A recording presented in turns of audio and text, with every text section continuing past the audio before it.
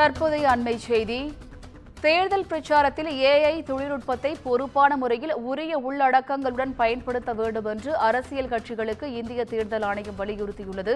கூடுதல் விவரங்களை செய்தியாளர் காவியா வழங்க கேட்கலாம். வணக்கம் காவியா, கூடுதல் விவரங்கள். வணக்கம். தேர்தல் பிரச்சாரத்தின் போது ஏஐ வீடியோக்களை பயன்படுத்தும் போது அதற்கான உள்ளடக்க குறிப்புகளுடன் பயன்படுத்துமாறு அரசியல் கட்சிகளுக்கு இந்திய தேர்தல் ஆணையமானது தற்போது வலியுறுத்தி இருக்கிறது.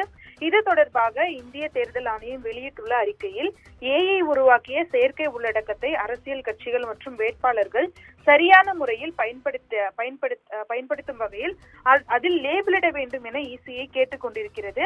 பிரச்சாரத்தில் ஏஐ உருவாக்கிய உள்ளடக்கத்தை பயன்படுத்துவதில் வெளிப்படைத்தன்மை மற்றும் பொறுப்புணர்வுடன் செயல்பட வேண்டும் எனவும் அரசியல் கட்சிகளுக்கு இசிஐ தொடர்ந்து வலியுறுத்தி இருக்கிறது.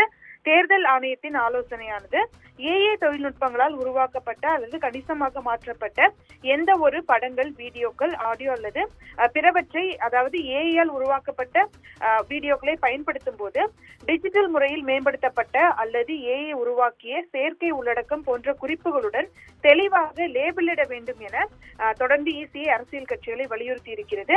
இதே போன்று பிரச்சார விளம்பரங்கள் அல்லது விளம்பர உள்ளடக்கங்களை பயன்படுத்தும் போது செயற்கை உள்ளடக்கம் எங்கு பயன்படுத்தப்பட்டாலும் அரசியல் கட்சிகள் அதில் மறுப்புகளை சேர்க்க வேண்டும் எனவும் தெரிவிக்கப்பட்டிருக்கிறது. இது தவறான தகவல்களை பரப்புவதற்கான எந்த ஒரு முயற்சிகள் குறித்தும் தொடர்ந்து அனைத்து அரசியல் கட்சிகளும் விழிப்புடன் இருக்க வேண்டும் எனவும் இசிஐ தெரிவித்திருக்கிறது. குறிப்பாக தேர்தல் செயல்முறைகளில் நம்பிக்கையை சிதைக்கும் திறன் உள்ள இடங்களில் அவற்றை எதிர்த்து விரைவாக செயல்பட வேண்டும் எனவும் தலைமை தேர்தல் ஆணையர் ராஜீவ்குமார் தொடர்ந்து அரசியல் கட்சிகளுக்கு உத்தரவிட்டிருக்கிறார்.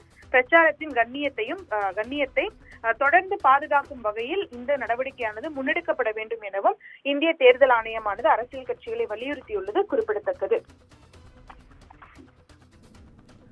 விவரங்களுக்கு நன்றி காவியா.